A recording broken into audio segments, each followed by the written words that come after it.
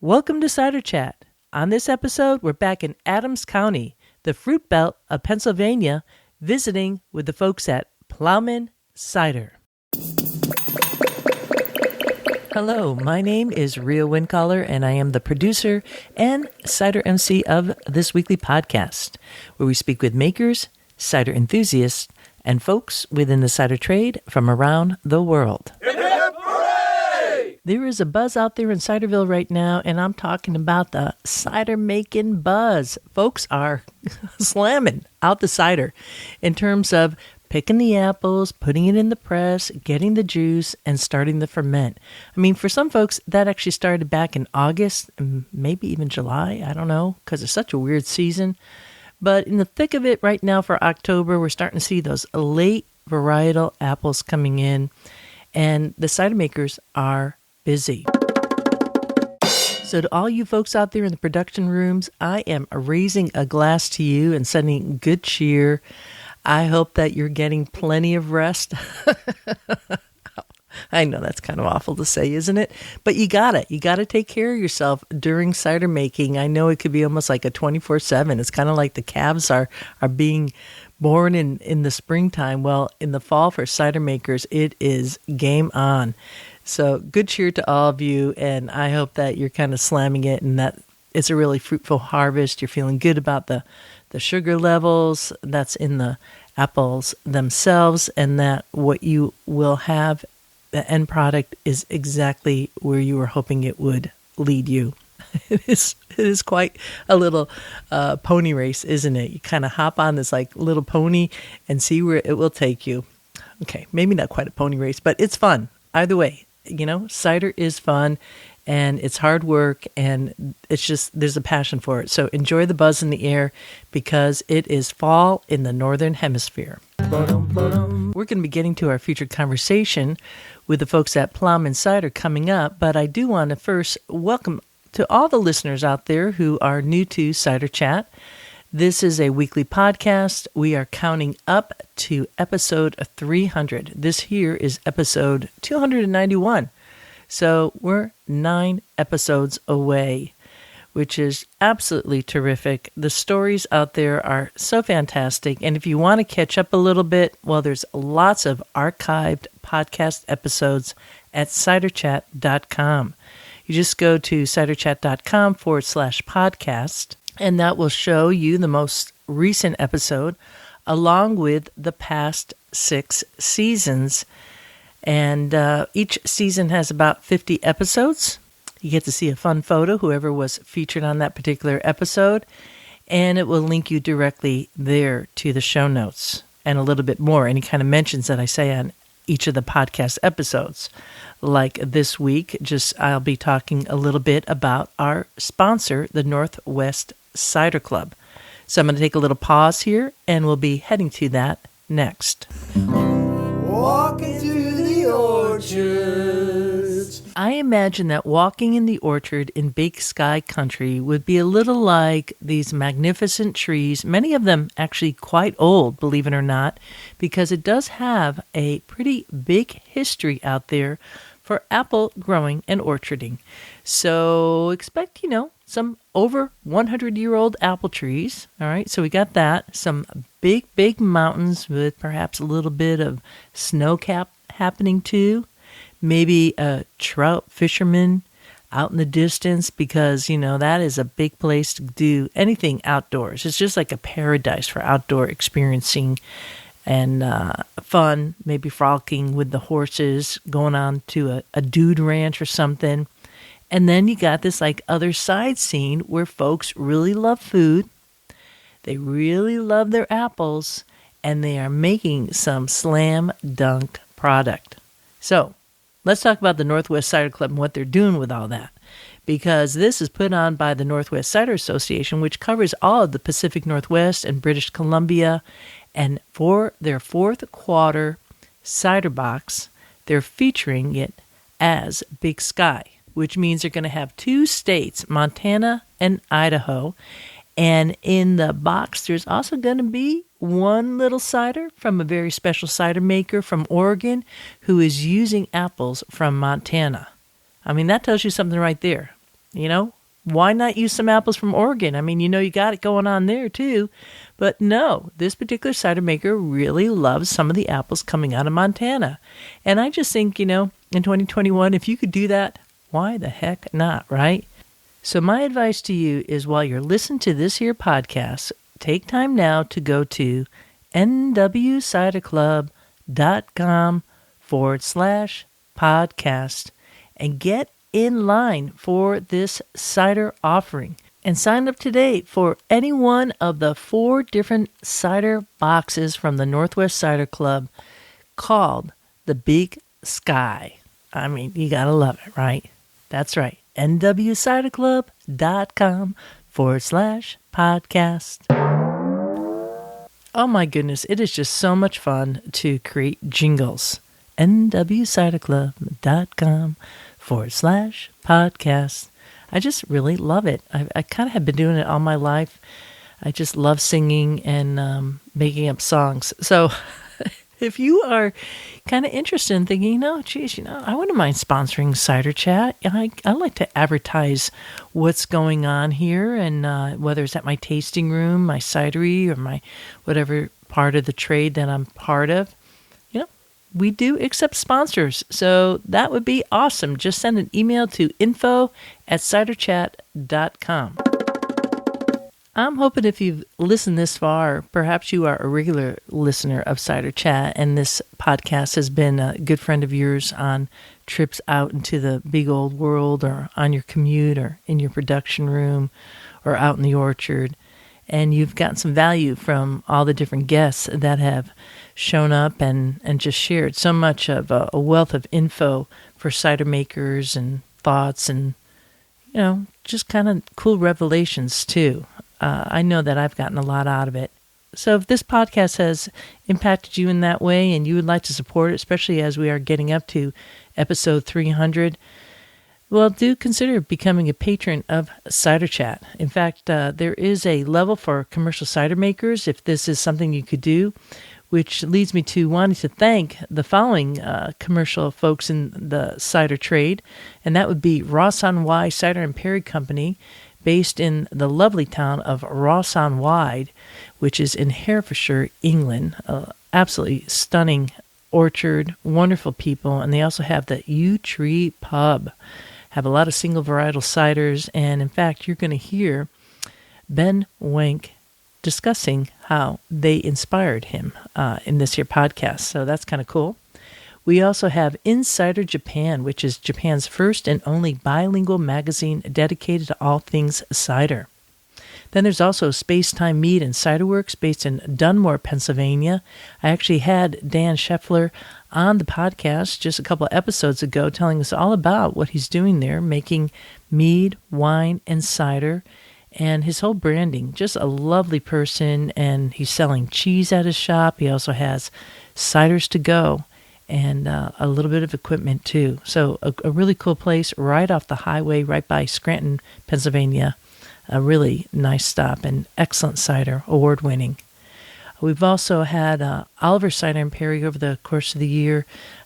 Every time I kind of make a little, like the 200th episode or so, wouldn't you know it, Tom Oliver, he sends it a little bit this way, which is pretty outstanding. So I do consider Tom Oliver to be part of the Cider Going Up campaign, and a real special, outstanding, world-class cider maker himself. Also, the folks at Albemarle Cider Works, that'd be Chuck Shelton. He's also been a big supporter of Cider Chat each year, especially during these kind of mega banner years. No pressure, Tom or Chuck. But I certainly appreciate, that they notice Cider Chat that way and get value from it. I just love the idea of Chuck Shelton sitting there in the cider house, taking a little break, listening to Cider Chat, maybe laughing his ass off at this or that, or, some funny thing, or having his own thoughts on a particular topic and say, well, I don't know if I'd think that way. I might say this in reply to that. That's Chuck Shelton, just another world-class cider maker at the Albemarle Cider Works in Virginia. We also have the folks at Duck Chicken Cider. That is Colleen O'Sullivan and James Mann. They are based in London in a flat making cider in South London. And they are making good cider. Perry and cider, right? Wonderful people. And you could get some of their cider when you do go to London. It is in some of the best and finest pubs there. We also have Eso Terra Cider, based in Dolores, Colorado. So that's out by the four corners of the U.S., so the states of Utah, Arizona, New Mexico, and Colorado. And so that's a beautiful high desert area, and they're winning a lot of awards. They just took a whole bunch of awards at GlenCap, and that doesn't surprise me because from what I've seen of these folks, they've got it going on. And then just last week, we had the perfect publican, Kurt Henry himself from Taddy Bogle Cider Works in Acme, Pennsylvania, on the podcast and featured. And they are also part of the Cider Going Up campaign. In fact, when Kurt changed from being just a cider enthusiast to a full-out-fledged business, he immediately became part of the Cider Going Up campaign. And I can't tell you how much that support has meant to this here podcaster all these years. And then we also have the American Cider Association is part of the Cider Going Up campaign and has been a great supporter of Cider Chat just by, letting me show up to CiderCon on a media pass that I've really appreciated all these years. And now they're actually contributing to the podcast as part of the Cider Going Up campaign pledge at Patreon.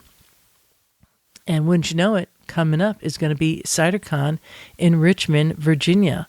That's going to be February 1st through the 4th. And I'm planning on going. I am. I just can't wait to see your face if you're going to be there.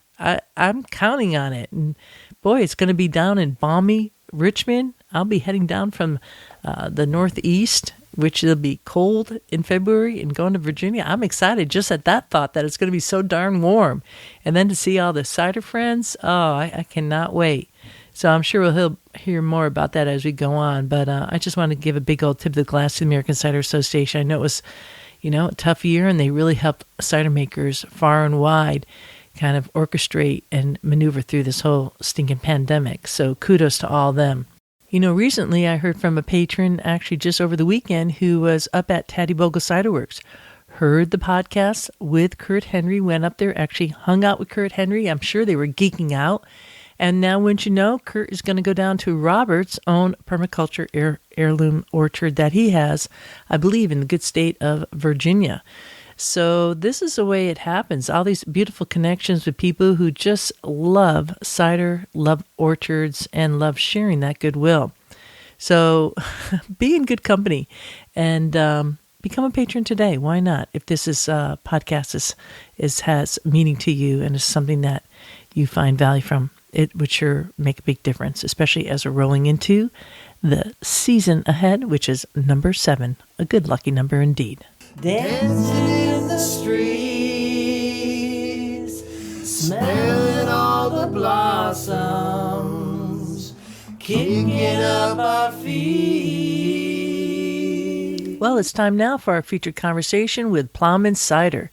This is one of my stops on the Cider Field road trip this past July when I headed to Pennsylvania and New York.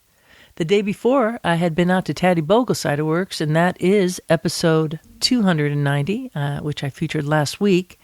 And I then turned around from Taddy Bogle and headed back east again to Adams County. And that night before I was set to meet Ploughman, I was camped out at a state park down the road, and there was a whole bunch of AT hikers, through hikers, because the Appalachian Trail is a really long East Coast trail that I believe it starts in Georgia and then goes all the way up to Maine, ends up at this big old mountain called Katahdin. So there's a lot of through hikers that stopped at the state park, and I was camped out in my little Plymouth Voyager, got up early the next day because later that evening I was heading all the way back to Massachusetts, my own perfect spot of Ciderville. But I had this stop and one more stop along the way. And when I finally arrived at what is called Three Springs Farm, and which you're going to hear a little bit about the beginnings of that, Ben Wenk wasn't there. He was the founder of Ploughman Cider, but his dad was. David Wenk. So he and I sat down a bit, and I tell you, sometimes when circumstances kind of fall through, it opens up another door that you didn't expect. So we're going to be kicking this off first with David Wenk. The guy's been farming his whole life, taking on this multi-generational orchard, and is essentially the family historian. So we're going to go there first, and then we'll go into our conversation with Ben Wenk.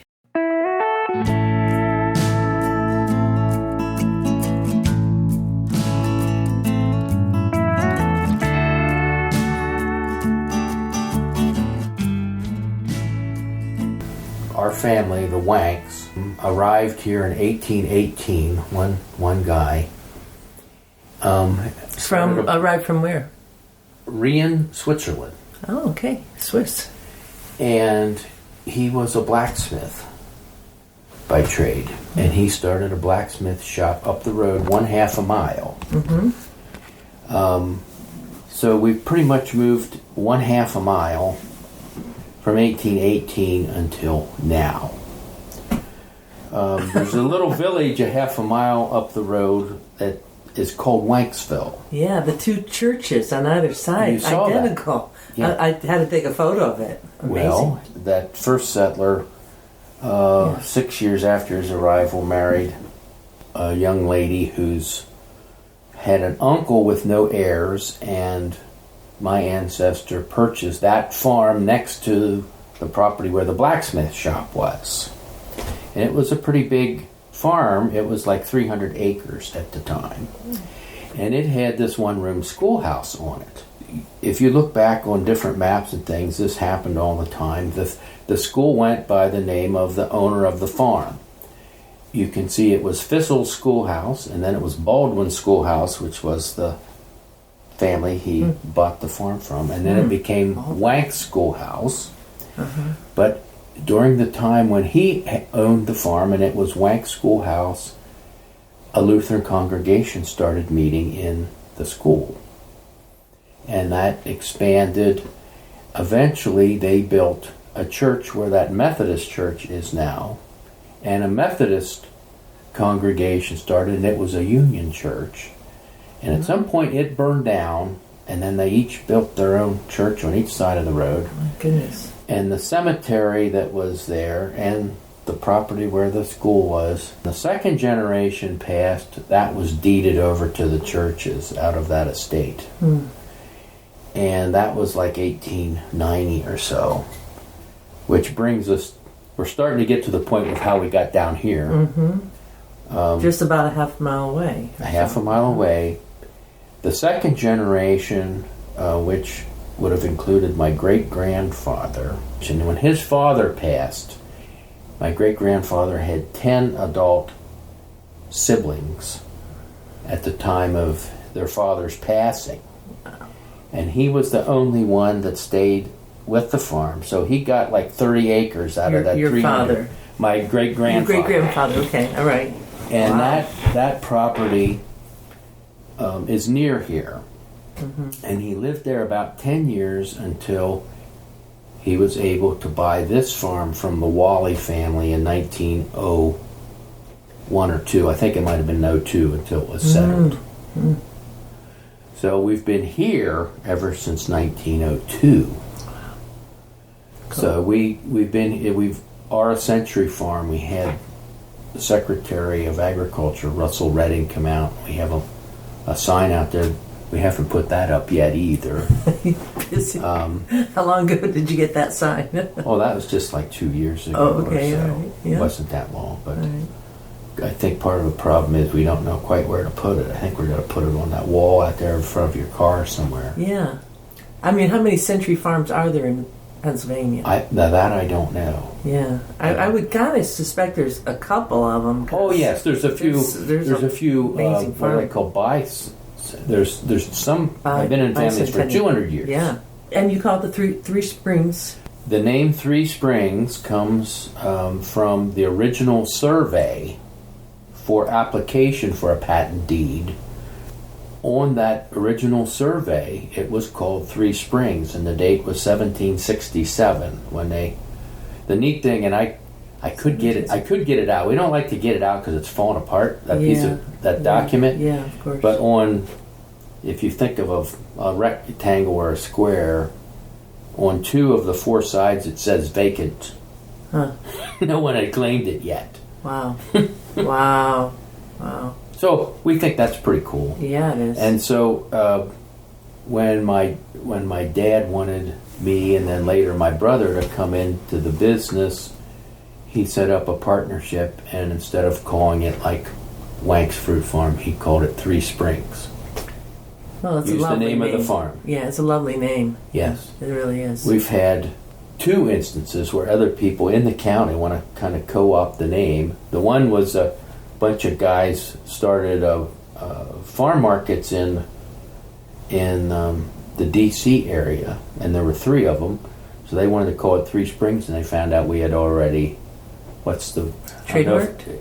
Trademarked it, yes. Yeah, we registered it.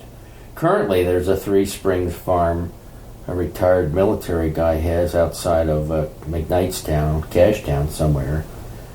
And, I hate to be, it's not like there's a conflict or something. Yeah. But have had people say, what's with your farm over there? It's not ours. I mean, what's in it? Happens. What's in it for me to? Well, even if you have a trademark, you still have to pursue the folks who are going on your trademark. It's not like you have to remind people. And I have trademarks, and I have to do that all the time. It just goes with the territory. Yes. So here you are, all these years later, and you've seen this progression of, purely fresh fruit, and now this value-added product. How do you see that working in? Is it working out for you folks? I think Ben had a good model. He looks at all these, the farm market and Ploughman, as another part of the farm. Mm-hmm. And yes, it can stand on its own, but it's a way to connect and get exactly what you said, another value-added product. Yeah, because fresh juice, and then you put it in a smaller format bottle, and you're getting the same amount, if not more, than you're getting for like a gallon jug of cider if you sell fresh juice that way. I mean, it's... Yeah, and it's some of what you're saying. I mean, to me, that's kind of the American thing. You do more work, you get paid more for it, which is kind of the way fruit works. Really good fruit, you have to work real hard to get it grown right and get it harvested right, hand do it right to get it to market right, and then you're rewarded for that. If you mess up any steps of the way, bad fruit's not worth anything. Right. Your apples right now on the farm, obviously there's varieties that are more select for fermenting versus eaters. That's kind of a new thing. There's six acres that are exclusively that, but then there's varieties that Ben has been marketing as single varietal ciders, like Gold Rush. Yep. And you look right there beside. It's funny, I don't know how this is just flowing for me. Just the other day I looked at that, and it's like I think it's only 3 or 4 years old. And we might have done things a little differently there if we were going fresh market or we needed to. But I'm thinking, we'll probably get 1,500 gallons of cider out of that 2 acres there. That's maybe amazing. 2,000. Yeah, wow. Do you do you press here? We hire someone to do our pressing. We have plans. There's one property out there next to the preserved one 7 miles away in Gardner's, where I happen to live. A little 13-acre property. A neighbor of ours, we used to rent it, and he wanted us to buy it, and it was zoned. I don't want to say commercial, but it can be commercial. We have not preserved that farm because we think that maybe we'll put our production facility there and do everything ourselves sometime. Well, that makes sense. And including a retail space, and there's an incredible vista out there too. Oh my goodness! There you're looking south, and you can see on a clear day. Pretty clear today. You could probably see the mountains down at Thurmont, Maryland from there. Wow. You're going the whole way across the county that way. That is a view. That's $1 million view. Wow, you're really creating a legacy here, and Ben getting involved in cider at this moment in time in history for America is. Well, that's kind of what he thought about it. He said, we just farm markets are up and going, and the timing of this may not be the best, guys, but if we're going to do it, we're going to have to do it now, or we're going to be way behind. And I'll just tell you, I know you're recording this, but the number one thing that Edwin and Ben have been doing, they want a quality product, and I don't hear it very often anymore. And there's a retail outlet, in the square, and maybe you'll go there. I don't know, but everything is dry. Our ciders are all dry. And of course, we have, I consider, we're friends of the other cider makers around. If I drink something anymore that sugar, I just can't take it. And the other thing is, there's no easier way to mask an inferior product than to dump sugar on it. And that's exactly why they won't do it. Why they won't backfill with... that won't be on there. He mouthed a word just now. Yeah, well, I mean, the dry palate is kind of it's like an informed palate, and it's also where a drinker will go as they mature in age, right? We were young, but we were drinking, like sweet stuff, and then it kind of changes. So that's part of it too. If I'm in a real kind of a feisty mood and someone asks me about sweet, I'll say, Thunderbird and Boone's Farm has already been done. That's true. I remember that, right? We don't need to do that again. Yeah. And it's the future of American cider. It's, we have wine coolers, and then we have premium wines. We have, lawnmower beers, and we have premium beers. And you're making a premium product here, and that's going to last a lifetime, right. An absolute legacy. And I'm glad that there are people like you, Rhea, that are promoting cider, because especially in Pennsylvania, I don't know if that's true around. I'm supporting Ben. This is all Ben's business now. Got it. Don't get me wrong here. The laws in Pennsylvania going into and coming out of Prohibition left no place for cider. So people my age, they don't know what cider is. They taste it. They're already kind of, you heard this, your grandmother say, you're set in your ways. You're a beer drinker. Well, in my opinion, any chance to get a beer drinker to drink some of your cider is a hop cider. We have a really good one, by the way, that's won some awards at the farm show. But anyhow, you know what I mean? You had beer distributors, 5% and less. You had the state store, 12% and up. Right. How are you going to get cider in there? The only way, and this is why I'll give a free pass card to some of the first cider makers that backfilled down with juice to get their alcohol content down to 5. Is they could sell it at the beer distributor. But when you think about it, why would you want to do that and compete with Miller Brewing at a beer distributor or InBev? Why would you want to do that? How are you going to... Do you have an answer? How are you going to... Well, you'd have to be nuts. Well... Why would you want to... You'd have to start off with a business and create enough volume to try to... That's just not right. You got to try... I think the right model is to try to create a superior product that somehow differentiates itself from the keg beer. Well, that's the direction. That has to be the direction the industry has to go. Yeah, absolutely, and it's happening, no doubt.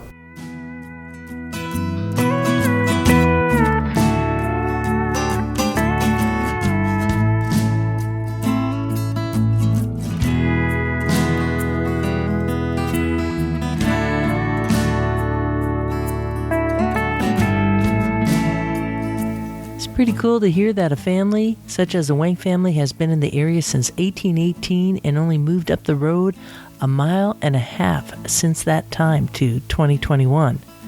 That was David Wenk, and next up we're going to be hearing from his son, Ben Wenk, all about Ploughman Cider.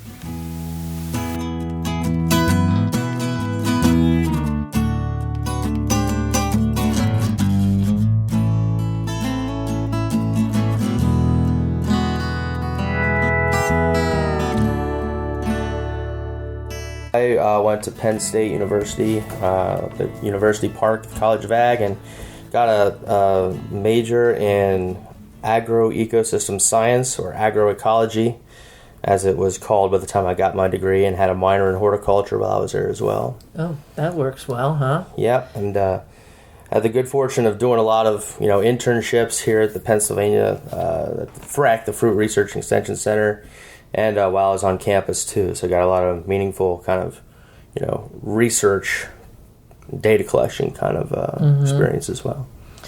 When you were growing up as a kid on an apple farm, were you thinking in the back of your mind, I want to continue this family legacy? Or it wasn't a straight line to that. Yeah. I came back around to it. I was looking at potentially doing like music professionally, either music ed or going to school, and did a bunch of music school auditions, even by the time I figured out that that wasn't really kind of where I wanted my career to be focused. In a lot of ways, like I think that being able to keep music in my life as a passion and not maybe the thing that I have to do to sustain myself, right, not an easy road, right, was an important realization that I stumbled upon at that age. But just growing up in this very fruit growing community, my family, the other farming families of Adams County, for whatever reason, they always talked about their profession as fruit grower, never apple farmer. Like, I'm a fruit grower. And I don't know what about that specifically appealed to me, but when I actually stopped and thought about, I could kind of be part of that community, that I could, someday call myself a fruit grower, that's kind of one of the things that brought me back. And the respect that I have for a lot of folks here in the apple industry in Adams County, of course, my family primarily, but the other folks that I would get to work beside and work with, and that was a real driving force in my decision to come back. Where did cider come into this lineup? It's very proudly a venture born of farmers markets.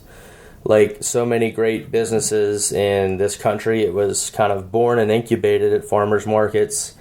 The first time we ever went to farmers market, it was in Philadelphia. That was kind of like what I contributed when I first came back from college. And, through the farmers market, we met a lot of amazing people. We would start seeing restaurant chefs come to visit the market. Eventually that led to us delivering to restaurants during the week. They would pick up stuff from market on Sunday in Philadelphia, and then maybe we'd deliver on Wednesday that same week. Built these relationships. Even that first year of doing farmers markets in Philadelphia was the first time I ever had a strongbow draft. I didn't even know it was a cider when I ordered it. I was just looking for any tap handle I didn't recognize. Wow. And I remember Dad and I sitting at the bar when I had this first strongbow, and we were both like, it was not the overly sweetened versions of cider that I had had in college, we'll say. Mm-hmm. Like, there was just a little bit more to it. And it was the kind of thing that, really kind of sparked my interest. By that fall, we were having fresh cider pressed with custom hire to go to those farmers markets. Mm-hmm. And at that point, I had enough interest that I bought a couple used whiskey barrels. And anytime that brown fresh cider that we were going to market, it was UV treated. It wasn't heat pasteurized. Okay. So like after 2 trips, it wouldn't be worth taking anymore. Right. We just started filling the barrel, and eventually, pitched some yeast in there, and without really knowing what I was doing, very hands-off cider making by neglect. But it was, I was 22, 23 years old at the time. So, after a little bit of time, it was alcohol, and it would be a good excuse to have a party. And so that was kind of the whole genesis of it. And then I actually started studying it and bringing more interesting ciders back. And, saw Steve Wood's contribution to the Botany of Desire documentary, and saw a bunch of other Pennsylvania fruit farming families pursue this as a business, and eventually decided that it would kind of be a good fit for us too. Mm-hmm. So the name Ploughman, what was that born from? Let's talk about that. Sure. Yeah, well, that was kind of a long and winding road. The short version is I had really when it tied the product to the land. It has the plow and that connection to the soil. The term plowman tends to describe somebody who is a field worker or somebody who's involved in manual labor, very blue collar kind of thing, and we wanted to make ciders that were of a high quality but were still approachable, that didn't feel like this wouldn't be something that was made on a farm and consumed by farmers. We wanted to we didn't want to give that. We wanted to give a value perception, but not so much that it felt inaccessible. Certainly, Ploughman's Lunch and the affinity that I had kind of gotten for English cider when I had found it in other areas. Like, you couldn't find that stuff in Pennsylvania. I'd have to go down to places like Max's Tap House and Fells Point and bring it back from places in Maryland that had a better cider selection when I was learning about all this stuff. So that's kind of how we landed on the name. Long winding road. We had probably 3 or 4 other names that would just get kind of disrupted by as new cideries were coming in the market in that very expanded growth period of 2014 to 2016. By the time we opened in 2016, there was a lot of cideries coming online, and when I would have a good idea for a cider name, someone else would have something close enough that it's like, we'll do something else. You launched in 2016 commercially, and you're using all the apples from your property, which is huge. It's a huge farm, a fruit farm. Was it you as a cider maker at that point, or have you always been working with Edwin? We've always worked with Edwin. Okay. That was really a real important part of building this out. Why don't we say Edwin's full name? Sure. Hans Edwin Winzeler. That's our cider maker. He's been with us from the start. He's an incredibly talented guy. Has a lot of great history. Has traveled in his quest to, kind of hone his craft of cider making, and just has a great skill set between his intelligence and passion for science and his kind of more artistic way of looking at things. Our company is what it is because of the products he makes, and we never would have gotten here if I was making it. I'll just be completely honest with you. Well, it always works well to have the right people, surrounding you. And I understand he was in the UK for a year with premier cider makers over there, and I'm sure even more extensive. Let's talk about your products. Sure. We make a wide range at this point. We have a lot of different blends that we're selling at the present time. I guess it was kind of late summer of 19 when we made the transition to cans. Our cidery was, again, kind of born of farmers markets and continues to sell at farmers markets. We do, I think it's 10 a month at the present time, 10 farmers markets a month in different parts of central Pennsylvania, and also 2 in Philadelphia.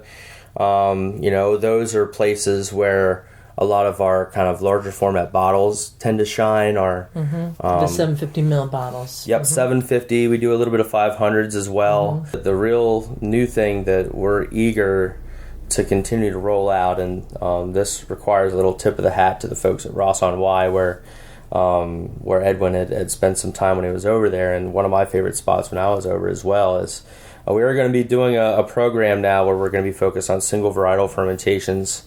And we really value not only the kind of fun investigation that kind of experience can be, but also its ability to educate consumers a little bit more about,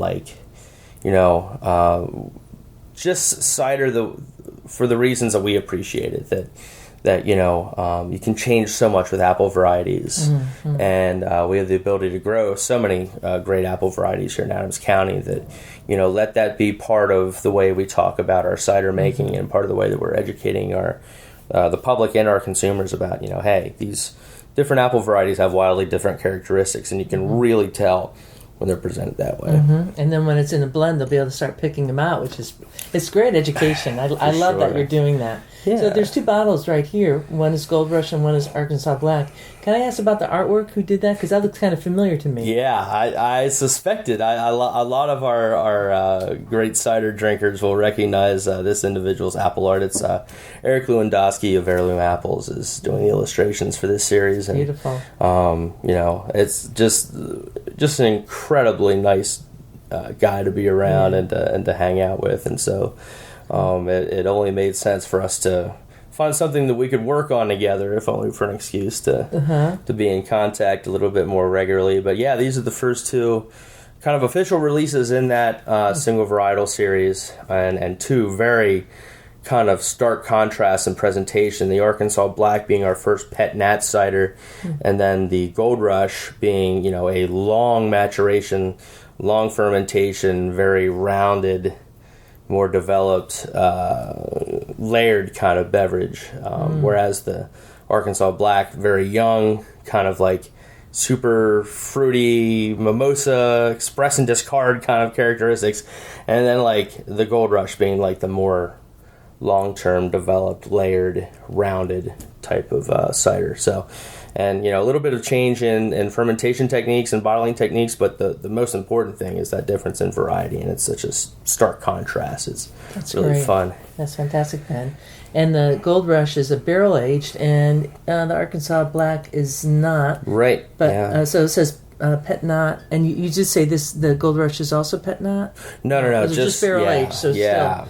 So, what's your barrel program here like?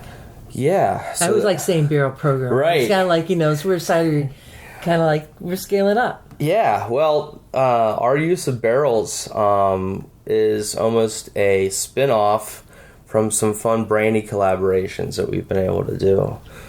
So we started a few years ago working with a great distillery in D.C. called Republic Restoratives, makers of Chapman Apple Brandy. And we were kind of connected through some mutual friends in D.C., and started maybe 16 or something, quite a while ago, with their brandy program. And after its initial success, they wanted to expand that into years 2 and 3 and increase the volume. And I just kind of thought to myself for a second, I'm like, well, would you be willing in case of just, if you want to double your volume in case of, writing out a 2x big check, would you want to trade on some fresh barrels? When we deliver the cider, we can take some barrels back in and kind of meet in the middle. And, so we were able to get our hands on some really nice French oak that they've been using in their distillery. What were they putting in? What was in it before? Some of them were brandy barrels. Some of them were whiskey barrels. So would we expect to get the profile? Like this says barrel aged, but I'm not necessarily sure what kind of barrel it was in. The barrels aren't neutral at this point, so they are lending some type of whiskey that was the second use. Okay. So they're getting to that kind of neutral sweet spot, which is like where we like it. But yeah, I know for sure it's French oak. What the previous occupant that's more of an Edwin question. I can't remember off the top of my head. Right. A lot of our program is based on John of Gold, Gold Rush, and Stamen. So that's like your base blend, Jonathan, Stamen, and Gold Rush. It's kind of split. It's kind of split. Like John of Gold with Gold Rush is a big part of it, and we do a lot of single varietal Stamen as well. That's actually our best selling cider. Cans, draft, anything. The single varietal wild fermented Stamen just sold out our quince cider. I know you guys are big quince advocates, so I had to get that plug in there. That. Yeah, we have our quinces planted right up here on the hill. We'll see it as soon as we walk out. And do you know what the varieties are? I know what's planted there. I don't know which is which. Okay. I know we have pineapple quince. We have one from the local nursery that's their Boyer Quince from Boyer Nursery here in Adams County. There are some with Russian names that I recognize when I see, but I can't think of off the top of my head. They've all come from Boyer Nurseries. Like Kuganskaya or Aromatnaya. Yes. Yeah. Okay. Yeah. Cool. Well, Quince are so forgiving. Oh, yeah. They just want to play with everybody. Uh-huh. And, that's going to be fun. Some of the other varieties we didn't talk about, we have about 6 acres planted exclusively for cider. That's where you're going to get your more bittersweets and bitter sharps. Those are planted mostly on 118 and interstem rootstock, 9111. And so them being like more kind of semi-dwarfing rootstocks, it was only really last year that we got kind of our first big harvest on a lot of those varieties. And there are several varieties in those 2 blocks. It's probably 11 or 12, I think, different varieties. And as large as 400 tree per variety to as few as 20 here and 20 there, and some of the stuff we wanted to just kind of see how it would grow around us here. Part of our 5-year plan, as those trees come more into bearing and we're getting larger harvests of our bittersweet and bitter sharp, is to continue to not only make new blends with those varieties, but to expand our single varietal series and do some investigations of some of those more unique bittersweets and bitter sharps, and things like Wicks and crabapple, doing single varieties of those. And putting those in different levels of distribution. Like those ciders might end up in 750s, they might be in 500s, they might be enough just for our cider club, which I think is a real growth opportunity in the next 5 years. We'd like to see our membership continue to grow as it has been in our cider club, as people kind of figure out the kinds of things we like to do. That I think would be a part of that as well. Potential tasting room and production facility? Yeah, exactly. I heard your dad talking a little bit to me about that. Yeah, we're excited about that. We had the chance to get a little social time in at our friends at Big Hill, which is right down the road from us, and those guys do such a wonderful job, and we anticipate sooner than later. It's something we've actively been working on, and putting a tap room on our farm, which would be, really, as the crow flies, it's probably 1.5 miles. It might be all of 2 or 3 road miles to get to where we would like to build, to where their current tap room is. So it makes a great, day away, weekend vacation from anywhere to stop by and visit both of us. So that's definitely in that 5-year plan. I would be disappointed and shocked if that project wasn't completed in a 5-year window. I think we could probably get that started even this fall, and get our production expanded a little bit. And after that, we really, we want to be a small regional brand. I mean, we want to be able to bring an audience of cider enthusiasts from a region of our area, for people that love cider, for them to recognize the kinds of cider and the quality of cider that we can make in Adams County based on our horticulture, based on our soils and our regionality here, and be able to draw a regional audience of cider enthusiasts to Adams County, and that's it. That's a good goal. Sometimes it's like the painter knowing when to stop.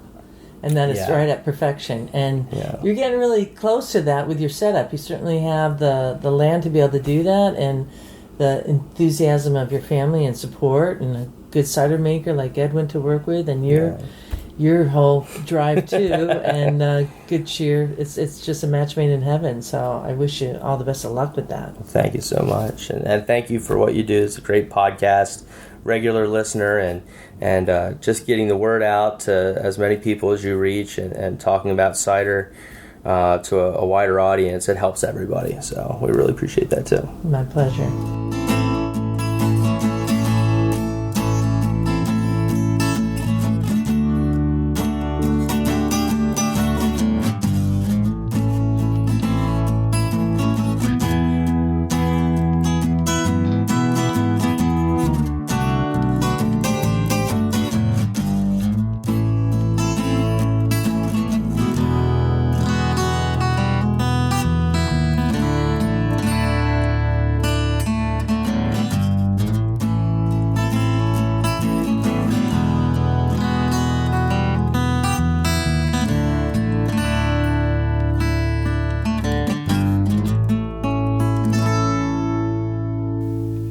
from David Wenk at Three Springs Farm and Ben Wenk of Ploughman Cider. Ploughman Cider has a tap room in Gettysburg, Pennsylvania, and it does sound like that there's going to be a production facility and a tasting room in the near future, a little bit closer to the Three Springs Farm area. A lot going on here in Adams County, the fruit belt of Pennsylvania.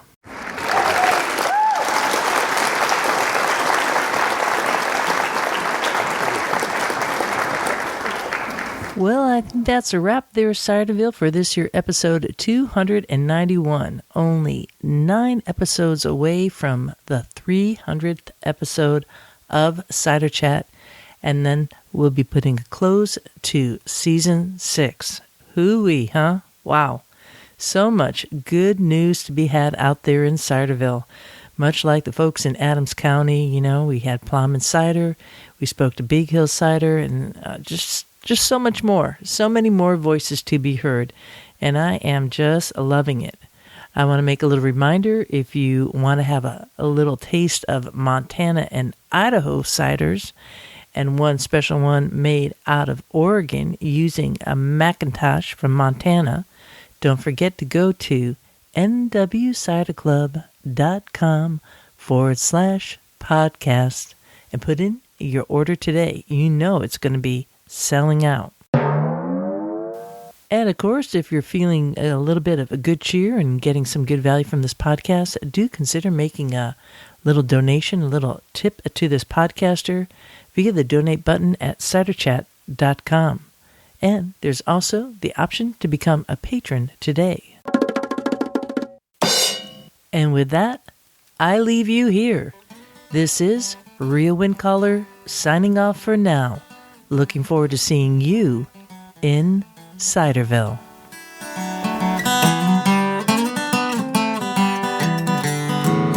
We like cider, we like palms, we love orchards and having fun. There is a reason why we do it like this. Oh yes there is. There is a reason why we do it like this. Oh yes there is. There is a reason why we drink it like this. Oh yes there is a reason. We like walking through the orchards, dancing in the streets, smelling all the blossoms, kicking up our feet. We like cider, we like palms, we like orchards, having some fun. There is a reason why we do it like this. Oh yes there is. There is a reason why we do it like this. Oh yes there is. There is a reason why we drink it like this. Oh yes there is. There is a reason. We like walking through the orchards, dancing in the streets, smelling all the blossoms, kicking up our feet. Oh yeah. We like cider. Oh yes we do. We like palms. Oh yes we do. We love orchards, having some fun. There is a reason why we do it like this. Ba-da-da-dum. There is a reason why we do it like this. Ba-da-da-dum. There is a reason why we drink it like this. Ba-da-da-dum. Ba-da-da-dum. We like walking down the orchards, dancing in the streets, smelling all the blossoms, kicking up our feet. Oh yeah. We like cider. Ba-da-da-dum. We like palms. Oh yes we do. We like orchards, having some fun.